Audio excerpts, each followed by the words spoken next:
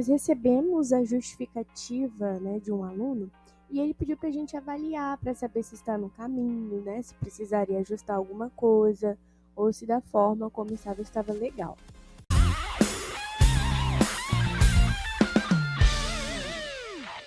Então aqui eu vou passar algumas dicas, principalmente para justificativa, né? Porque é muito importante que a justificativa ela venha alinhada para destacar exatamente a importância, porque o que justifica o seu trabalho é a importância da sua pesquisa.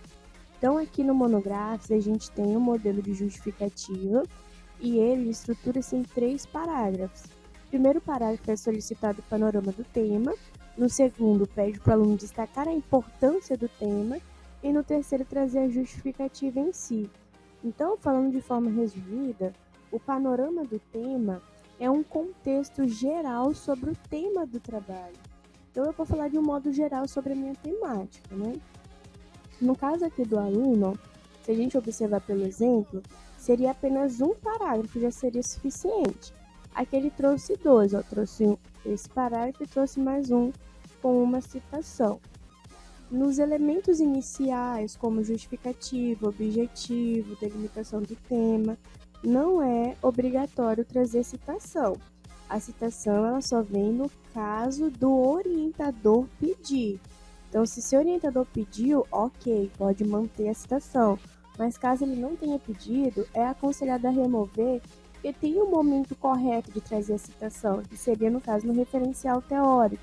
Então, tudo que você afirmar na justificativa, nos objetivos, você vai poder reforçar isso no seu referencial teórico.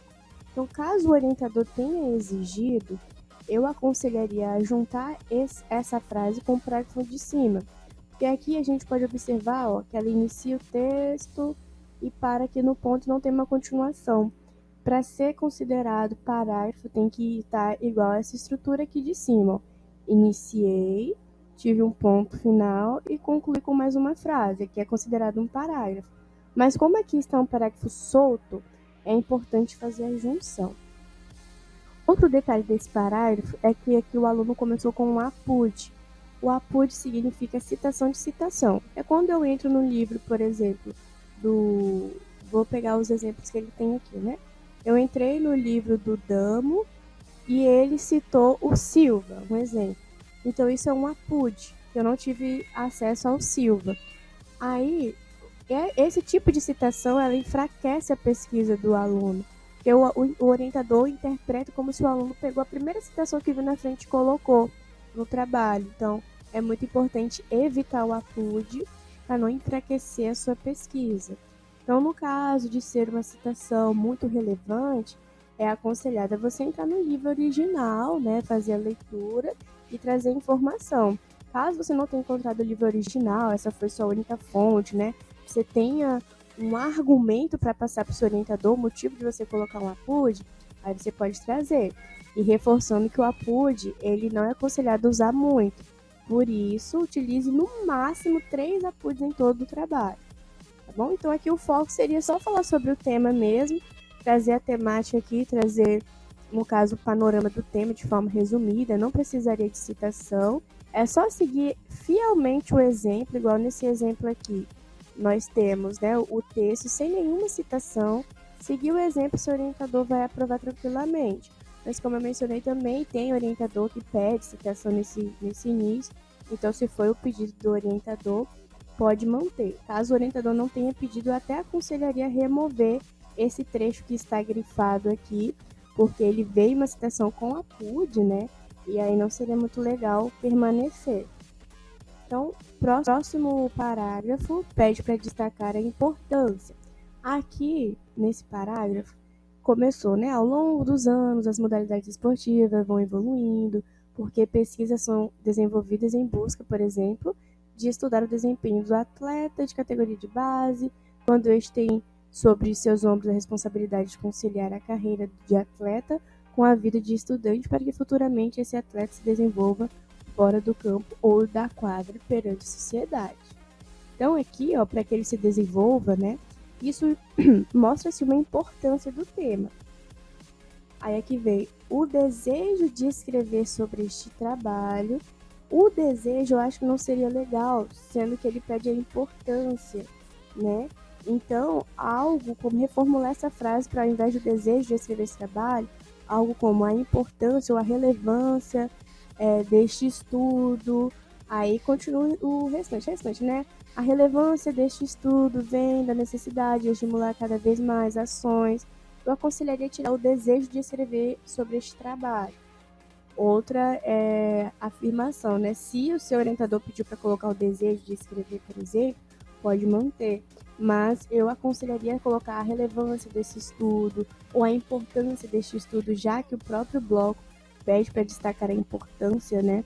Então, trazer com essa fala. Esse primeiro trecho inicial ficou bem legal, né? Aí aqui vem um complemento, como o nível de escolaridade dos atletas de futebol, compreender o impacto social. Esse trecho aqui, ele já ficou com cara de objetivo específico. O objetivo específico a gente vem trazendo cada etapa que a gente vai fazer conforme as etapas, conforme o desenvolvimento do trabalho. Então, por exemplo, primeiro eu vou verificar o nível da escolaridade. Depois que eu verificar esse nível, eu vou compreender o impacto social, né? Depois eu vou ver a relevância sobre essa lei. Então, tá com mais cara de objetivo específico do que justificativo em si, né? Eu trocaria essa frase para a importância deste estudo, vendo a necessidade de estimular cada vez mais ações deliberadas em prol do esporte, ponto, já seria suficiente. Esse trecho aqui eu tiraria, porque está com um contexto de objetivo específico. Aqui vem uma lei, então qualquer referência ela vai vir no referencial teórico, não teria necessidade de vir aqui. De primeiro momento eu tiraria essa citação, que ela não tem necessidade de vir na justificativa, mas reforçando, se o orientador pediu, pode até manter, né?